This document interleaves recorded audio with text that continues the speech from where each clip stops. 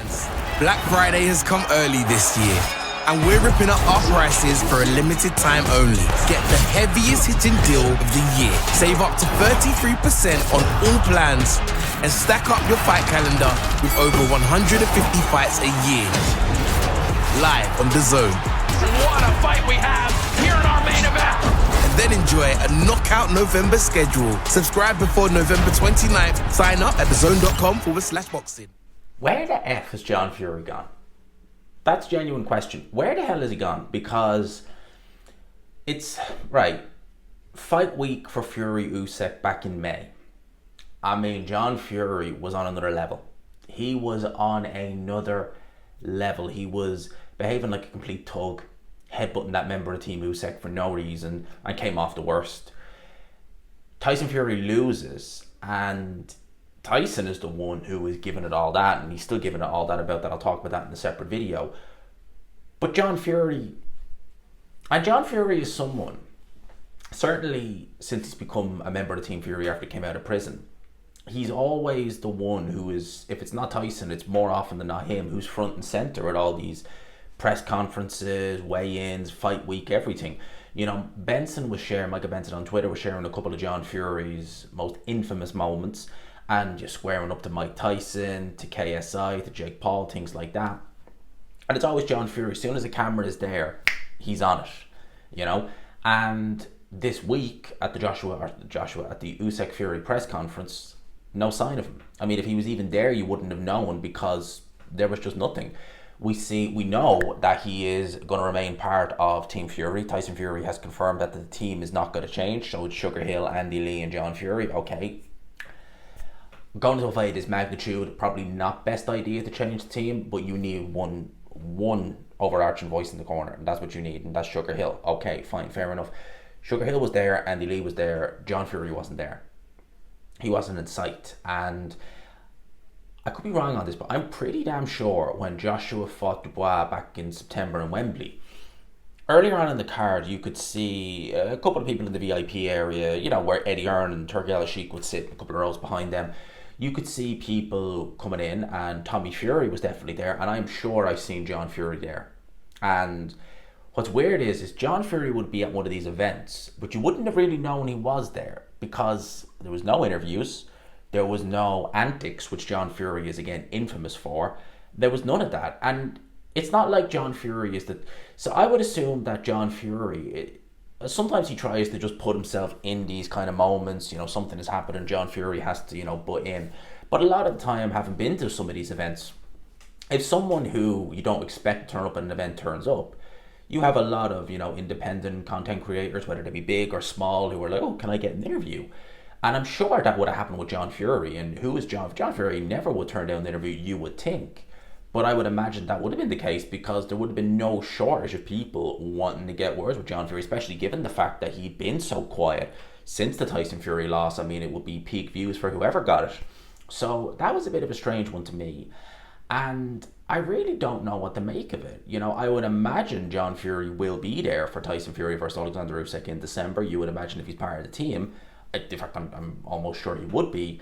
But the radio silence from John Fury since Fury Usyk has been very strange. I'm wondering, given the fact that his antics were just tuggish, especially fight week. You know, John Fury has had warnings before, TNT and people like that, about some of the things he said, you know, going proper, you know, in there, and some of the things he said, like with Jake Paul, and Jake Paul's, I don't know if he's still with that girl, but his girlfriend at the time, stuff like that. And, you know, he's got, you know, a warning and things like that off TNT. I think he's got more than a warning off them, to be fair. But that's happened in the past, and they've reined him in. But he's still always been present. He's still always been there. If he's not been maybe on the punter team for TNT or something like that, he's been in Team Fury. He's being interviewed by IFL, Boxing Social, etc., etc., etc. Again, we're hearing nothing. We even seeing Seconds Out do a lot of interviews with John Fury at home, and nothing. I'm wondering, have Team Fury just said, look, the way you behaved that week in particular, launching that attack, launching that headbutt at the member of Team Usyk, the young boy, well, I say young boy, what is he, 30, 31. He looked younger than that, he looked 30. But launching a headbutt at him, all that, all the antics. I wonder if that was the straw that broke the camel's back, and it was like, do you know what? We do not need this controversy following us around. right? I'm assuming.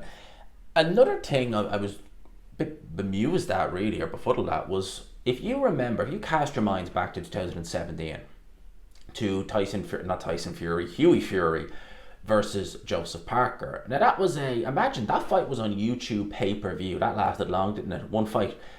That was on YouTube pay-per-view. It was a terrible fight. It wasn't a great fight. It was in Manchester. Joseph Parker won a majority decision. It was a stinker. Huey Fury just ran around the ring all day and Joseph Parker just followed. That was pretty much it. And Joseph Parker was the aggressor, the rightful winner in my opinion. Very wide scorecards. I mean, one judge, I think it was Ian John Lewis, had it a draw. The other two had it a 118-110. So a very wide decision to Joseph Parker. No issue with Joseph Parker getting the decision. What's funny is that Tyson and his dad John were part of Team Huey Fury for that particular fight. That was kind of the last kind of time they were on, I don't want to say good terms because that implies they're on bad terms. We don't really know the terms he's on with Peter Fury and Huey Fury these days, but let's just say that was when they were all one. They were all one cohesive unit. They definitely aren't that now. And in that fight, they were very much Team Huey Fury. They were very much in their team. And now, coincidentally, Joseph Parker has almost stepped into the role of Huey Fury because he's the biggest Tyson Fury cheerleader you'll ever see. It's helped him certainly no end. I mean, he's got some big wins. He's having an Indian summer in his career. He's getting on some, well, he was getting on some of these Saudi shows. We don't know what's happening with him now. But he's jumped into that role now. And Huey Fury is out in the wilderness. I mean, he's looking like an old man now, really, in terms of fighting. He looked terrible last time around. But when they announced that scorecard, or those scorecards, and they gave that fight to Joseph Parker, John Fury was livid. And I mean, he was livid. You type in John Fury, Huey Fury, Joseph Parker, you'll probably see, IFL I think have it, the clips of him in the ring post-fight. And he's in the ring after they've just announced the decision, and he is livid. He is effing and blinding. He's saying, you ought to be ashamed of yourself, you political something, to rob this young lad by British judges at that. He's going mental, right? He's basically saying what I would have expected him to say post Alexander Usyk. You know, Fury coming out with that rhetoric of, you know, oh, they only gave it to him because of sympathy. That's something that I would actually expect John Fury to say, not Tyson. That's why I was so ashamed of Tyson Fury for saying it, disgusted him for saying it. It's a terrible thing to say. But it's something that I would have expected John to. He didn't say anything. He was actually so quiet and reserved following on from that fight. Like, he's still not said anything now. And a fight that was also, like I say, close. Usyk was the rightful winner. There's no real disputing that. But Team Fury will, of course, they'll dispute it. They'll say, oh, we were having our moments and all the showboat and this, that and the other. And, you know, we were robbed. You would expect John Fury to be front and centre with those bully boy tactics, you know, my son, he was robbed. How dare you say anything else? You would expect John Fury front and centre for all that. I mean, this was a guy who was calling out Carl Froch, you know, saying send a contract and stuff like that. Nothing.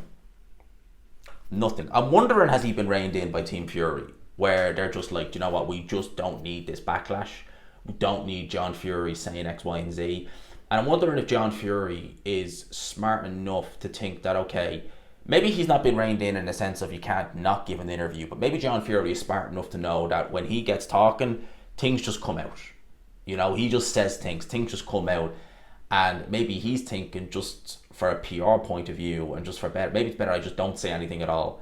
Because John Fury, and he's so easily rattled, John Fury, that if he could be there at an event not intending to do anything and someone could just say something, oh, he's triggered, there he goes. And I think maybe that's what they're trying to do, because I just don't understand it. This is a guy who was never, any chance he gets to get interviewed by anybody, any chance he gets to be in that camera front and centre, you're this, you're that, my son, he's this, you know, these created the heavyweight champion, you know, all this kind of crap he's been coming out with. It's none of it. It's really weird, I think. It's just strange that it's just someone who is so, you know, happy to be in front of the camera, so loud, so brazen about things. All of a sudden now, no, nothing. Nothing's like he's not even there. Like, if he was there at the press conference, you'd never known because he was so quiet. If he was there, I don't think he was. But you get what I mean. So, yeah, very strange. What do you guys think? What do you think is the root cause of this? Do you think Team Fury have just said to John, you're a flipping liability? No, don't. If you're coming to an event, stay way back. No interviews, no anything. Or what do you think it is? Let me know your thoughts in the comments. Hope you enjoyed it, people. Smash the like button if you could. Hit subscribe, of course, if you haven't already. Peace.